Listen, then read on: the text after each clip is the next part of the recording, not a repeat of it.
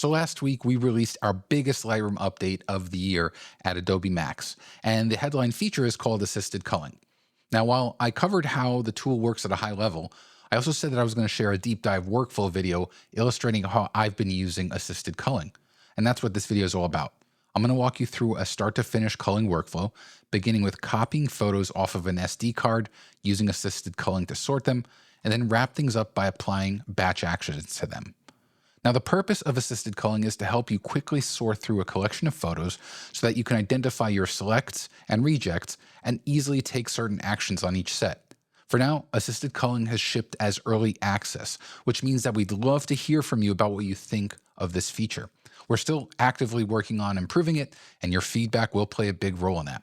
In terms of who this feature is for, assisted culling is optimized for portrait photos such as headshots, family photos, and other photos containing people. Now, before I show you this workflow, I'd like to start by giving you a quick backstory about how assisted culling started and what went into building it so that we can deliver it to you now. This isn't something that I normally do, but I'm excited to share it with you. So let's dive in. All right, this story starts actually a year ago at Adobe Max 2024 in Miami. So you see here, that is Ben Ward. He is the product manager for Lightroom for desktop. And we had at our Lightroom table on the show floor this kind of feature request board, which you see Ben taking a photo of. And basically anyone could come and write which features they want to see. And if people agreed with it, they could add their tally next to it. And the more features that got tallies, the more they were moved to the top request sections. And so you can see that AI culling, it was one of the top rated ones. In fact, I'm sure, if I remember correctly, this had way more votes as the show went on. And so once it was decided that we were going to work on this feature, a group of us who were assigned to this feature flew out to Adobe headquarters in San Jose. So there's a photo there taken by my colleague Rick Floor of me in front of the headquarters. And basically, this was something that it was for me one of the coolest experiences ever, because I had all of my colleagues on the Lightroom team who came from around the world, specifically so that we can start thinking about what this culling feature is. And it's not something that just kind of like, oh, let's just do this thing. The amount of effort that went into it was massive. And so we sat in this giant boardroom for several days, just going over assisted culling. And it was just one of the coolest experiences in my entire career. And so I just wanted to show you, like, there's Julianne Cost. Like, we had some of just my favorite people get together to discuss photography and to discuss, what culling means to them. And so ultimately, this is, for the most part, there were many, many more people involved, but this was the initial core group of Lightroom colleagues who were involved with assisted culling. So I hope you enjoyed that little bit of a peek into what went into building assisted culling. There was so much more, obviously, than that. And so many more talented people who were involved. But part of it was I wanted to show you, like, there are actual people who are involved with building this feature, people who truly love Lightroom and who truly love our users. And so I hope you have enjoyed the feature if you've had a chance to use it. But again, the purpose of this video is to show you, maybe you're not exactly sure how to approach it. So I'm going to show you kind of a start to finish workflow of how assisted culling works, or at least how you can incorporate it into your workflow. And so I am here in Lightroom 9.0. Of course, you'll want to update that to make sure that you have assisted culling. And assisted culling is available in local and in cloud. Now, the images that I'm going to use here, they're the exact same images that I used in my previous video, the What's New in Lightroom 9.0, because I think it does a great job of illustrating how culling could work for a portrait or a fashion shoot. And so these photos were taken by a photographer who did a fashion shoot with Mestiza. I'm very grateful for these photos because, again, it helps me illustrate how the feature works really well. And so let's start at the beginning. The first thing I did was I put my SD card into the SD card slot of my MacBook Pro. And when you do that, you'll see that Lightroom will put this untitled SD card item over here. So I'm going to click on it. And what will happen is Lightroom will start analyzing the SD card and show you the images that it finds.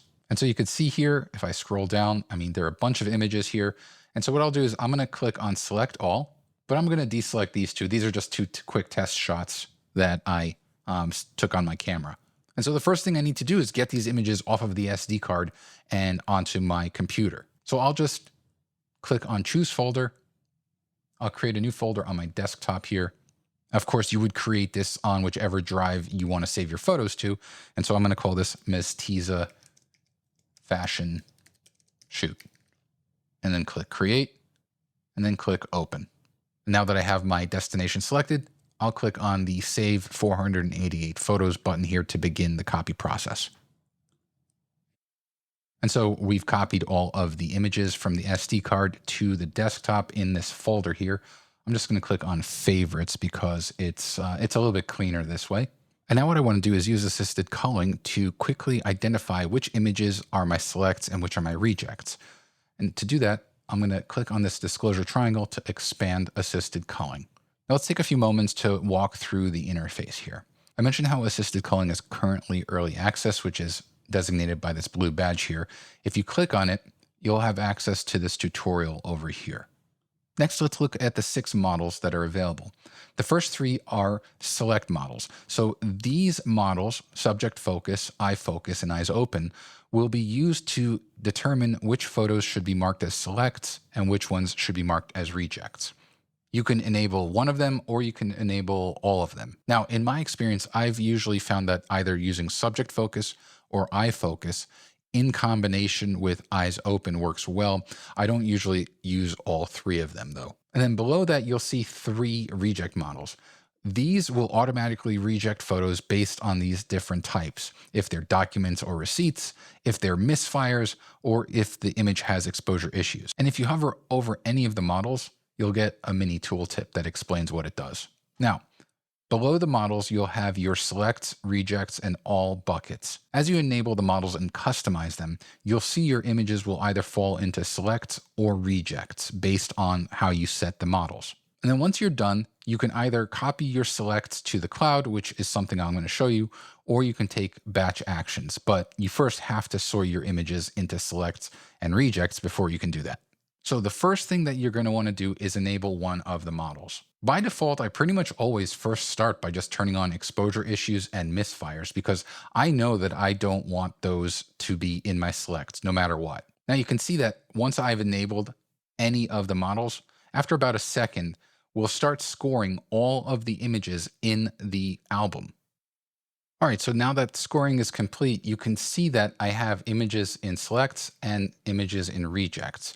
And when you are in assisted culling, after you have applied any of these models, which will start scoring the images, you will see 2 new icons in this grid view. The first is this little check mark here, which indicates this is a select. And then when I click on rejects, you'll see here this X, which indicates a reject. In fact, what it did was it auto-rejected all of the images that have severe exposure issues, which is great. But now what I really want to do is start sorting images using these select models. So I'm going to go ahead and first enable subject focus. Now, I want to walk you through exactly what we're seeing here. You can see that there is this slider here that ranges from 0 to 100. And so what this essentially acts as is a threshold that determines whether an image will fall into a select or a reject based on this score for this model. So how do you know the scores? Well, if you open up the info panel, at the top here, you'll see this new section here called culling scores. And you'll see that subject focus, which is currently the model that's enabled, has a score of 100. So what we're saying here at this current setting is that I want to mark all images as a select if it has a subject focus score of 50 or greater. Now, that might be a bit too loose for you. Like for me, I prefer to increase this to say 90 or even 100. But you can see that at 100, we rejected a bunch of photos. So I actually don't want that. I'm going to bring this back to 90. And here's an important point. In no way would I say that you should just take the sorting as it is and just move on.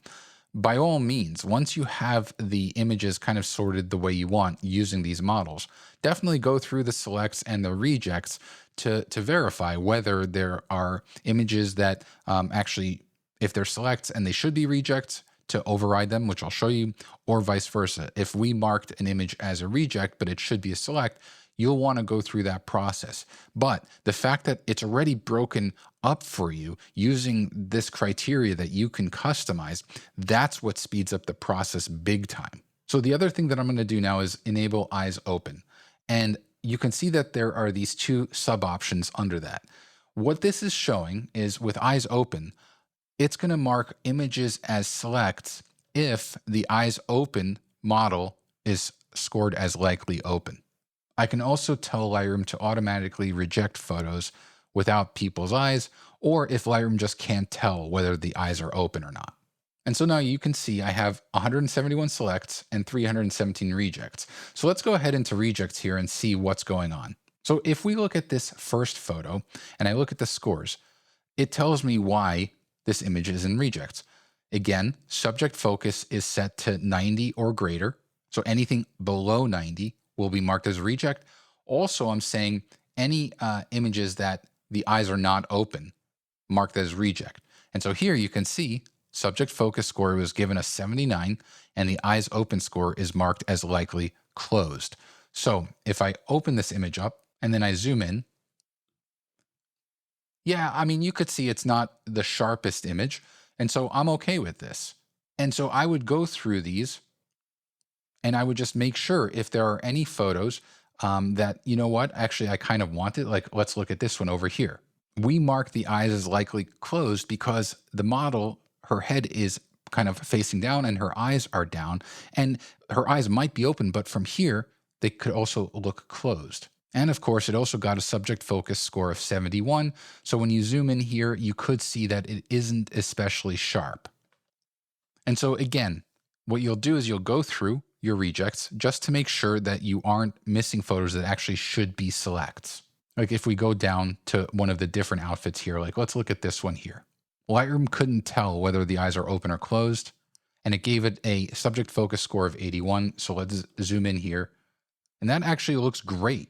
Like it looks plenty sharp. So if I want to override this, all I need to do is click on the reject icon, and then you'll see I can mark it as a select. And when I do, it moves it to the selects bucket. Same thing with this one.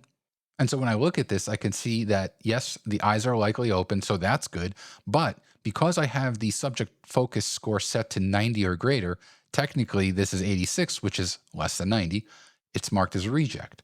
And so you can select multiple images and override them at the same time. You don't have to do it one at a time. And of course, if you go to selects, like I mentioned, maybe this one, while it got a subject focus score of 100 and the eyes are likely open, you can see how the image is not composed very well, like the top of her head is cut out. And so you can click this and mark it as a reject, and it'll move over to that bucket. And so honestly, to get the most out of this feature, it's going to require experimentation on your end. Like you should play around with all of the different models and the settings just to find which ones kind of are suited for your specific type of photography. For you, it might make more sense to turn off subject focus and just use eye focus if the eye focus sharpness is the most important component for you. Now, since I've been talking about scoring, there are a few things that I want to mention. First, once an image is scored in your library, you don't need to rescore it again. So if you take a group of images that have already been scored and you move it to another album and then you apply culling to that album, Lightroom will see that that image has scores applied and so it won't rescore it again. And let's say you're in the process of scoring and you close culling out, or you switch to another album, or you go to cloud. That would end the scoring process. However, as soon as you go back to that folder and you turn on the models, Lightroom will automatically see the images that have scores. And if you switched away during the scoring process, it'll just resume the scoring from where it last left off. It won't have to rescore everything from the beginning. All right, so let's just go back here. I'm going to turn subject focus back on. You can see how our counts have updated here. And so now the final step is to take batch actions. The whole point of sorting your images into selects and rejects is so that you can take certain actions on each of those different clusters respectively. Now, if you just want to get your selects to the cloud, you can click on this copy selects to cloud button and you'll get this dialog here where you can add it to an album. You can create a new album, but I don't want to do that yet. I'm going to walk you through the batch actions process. In this batch actions dialog, you have the option to apply various types of metadata to the selects and to the rejects. So what does this mean? Well, let's say for the selects, I want to give it, like I said, a pick flag over here. I don't need to give it a color label, but I do want to give it a star rating of 3 stars. Now for the rejects, I'm just going to give it a 1 star and a red color label. But before I finish up, I do actually want to copy my selects to the cloud. And so I can do that one of 2 ways. I can either just copy it to the all photos section of the cloud, or like I just showed you, I can add it to an album. So here, again, I'm going to go ahead and create a new album. And I'm going to call this Mestiza Shoot and click create. When I'm done, I'm going to go ahead and click on OK. And so a few things will happen here. First, because we are making metadata changes to a large number of images, Lightroom's going to ask you to confirm that that's something you want to do. So I will click this. Same thing here with the flags. And then here now, same thing for the reject photos. And finally, this is the dialog to confirm that we're going to copy those selects to the cloud. So I'll go ahead and click on OK. You can see that we are starting to copy images to the cloud up here. Syncing is starting as well, but there are a few other things that I would do. First, you can see our images now have the metadata that we applied based on whether it's a select or a reject. So a reject has the red color label and 1 star. A select has the pick flag and 3 stars. So I want to actually organize these into folders locally, just because I'm not ready to delete everything yet. So how can we do that? Well, first I'll go ahead and right click on this Mestiza fashion shoot, and I'm going to create 2 folders. The first one is going to be called selects. And then let's create another one called rejects. And now what I want to do is sort these images into their respective folders here. I can do that by going to the filter icon here. I'll just sort by red. So now I know all of my rejects have a red color label. I'll select all and I'll drag it over to rejects. And I still see them here because one of the new features that we added to Lightroom 9.0 is the ability to see images in all subfolders. So I'm actually going to turn that off. And now I'm only seeing the images that are in this folder here, which coincidentally are all of the selects. So let's go ahead and select all of these, and I'm going to drag these to selects. And now when I click on each of these subfolders, you can see that I have the images sorted. For me, it's just, I like to kind of have them sorted by subfolder, even though I can quickly filter using the metadata that we applied as part of batch actions. I just like having them sorted in subfolders. You don't have to do that if it's overkill for you, but I wanted to show you that that is an option. All right, so since I showed you this, we've completed the syncing to the cloud. You can see there is my cloud album that I created with all of my selects over here. And if I scroll through, you can see that we have a good selection from each of the different outfits that the model wore, which leads me to another feature that is cloud only. I kind of did it this way because I wanted to show you once we got the selects to the cloud, there is another component to assisted culling that is absolutely amazing, and that is auto stacking. So let's say I want to be able to auto stack based on, for example, the outfits that the model's wearing. The reason why I needed to get these images to the cloud to show you this is because cloud is where stacking is supported. If you're in local, you can't group images into stacks because that's not currently supported. So in cloud, I'm in my album here. I'm going to expand assisted culling again. Now you'll see there are these 2 tabs. There's cull, which has all of the same models that we just had in local, but there's also stack. Like with cull, if you want to get a brief tutorial on how this works, you can just click on the early access badge here and you'll get the tutorial. But there are 2 ways that you can stack your images. The first is by time. So you can automatically stack images that are taken within 31 seconds of each other, or you can make it even more constricted or less constricted. But the one that I want to show you is visual similarity. So time is not powered by any sort of AI. It's just using the metadata of the image to stack them together. When you enable visual similarity, you're going to go through a similar scoring process that you went through with culling. And so I'm going to go ahead and turn this on. And so you can see that Lightroom went through another scoring process, and I want to kind of emphasize that. There is a scoring process for the culling models, the select and the reject models, but visual similarity has its own scoring. And so let me walk you through this now. As I drag this slider to the right, Lightroom will just group images together that are less similar. So that's why we have just these gigantic stacks. But as I drag it to the left, it's only stacking images that are truly similar, like more similar to each other. And so you can adjust this kind of until you're happy with the results. So right around here looks good. Now, it's not just a matter of stacking by visual similarity. One of the things we also do is when you go into one of these stacks, you'll see here, this image over here has this icon. This is actually what Lightroom considers to be the best photo in the stack. It actually uses an aesthetics model to determine that. And so as I look at these images, I mean, Lightroom did a great job. These images are all similar. The model's wearing the same outfit and it's all full body shots.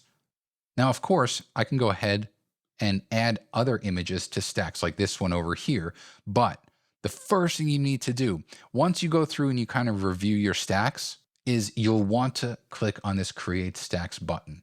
Because if you switch over to another album without creating the stacks, when you go back, you'll see how the stacks weren't created. Now, fortunately, once we've scored for visual similarity, we don't need to do that again. So I'll go ahead here and click on visual similarity. You can see we are right back where we were. And now I can go ahead and click on Create Stacks, and that will commit the stacks. And then I mentioned how if you want to add this image to this stack, all you need to do is drag it over there and the image will be added to the stack. But I also want to show you, if I click on the thumbnail here to see the stack contents, notice how that best photo earlier, before the stack was committed, it was at the beginning, but it doesn't necessarily mean that that image is at the beginning of the sequence. In fact, you can see that the best photo is in the middle of the sequence here. And you have control over which image should be the cover. So we automatically set the best photo when you use visual similarity as the stack cover. But if you want to override it, say with this image, I can right click and then go to set as stack cover, and that'll override it. But you can see now we have all of these images that have been grouped by visual similarity. So it just makes it a lot easier for you to find specific images. Instead of having 171 images flat here, you now have these images, first of all, that you've gone through and culled. So you can feel confident that these are your best images, but they're automatically stacked by outfit in this case. And then in this example here, it's full body shot. Then you've got kind of a 2/3. You've got the model sitting on a chair. And so it just makes it so much easier for you to find the specific images that you want to focus on. And so that's my workflow from start to finish, from SD card to getting my selects to the cloud, which is really the whole point. Again, copy the images off of the SD card to my computer. We used assisted culling and the various models to get the images sorted into selects and rejects. We applied metadata using batch actions while also copying the selects to the cloud. And then we used visual similarity auto stacking to make it easier to identify the key groups of images throughout the shoot. Now, like I mentioned, this feature is currently in early access, which means we would really love your feedback. So please do share it with us. It'll help us as we continue to improve this feature. Now, of course, assisted culling is just one small component of Lightroom. If you want to learn everything there is to know about Lightroom, then please do check out my course called Lightroom Everywhere. I'll leave a link to it in the description below. Now, assisted culling is just one of the features that we added to Lightroom 9.0. I've got this video here that shows you all the rest, or you can check out this video that YouTube thinks you might like. If you found this video helpful, a thumbs up is greatly appreciated, as is clicking on the subscribe button and the bell icon to get notified of all future videos. Thanks a lot, everyone.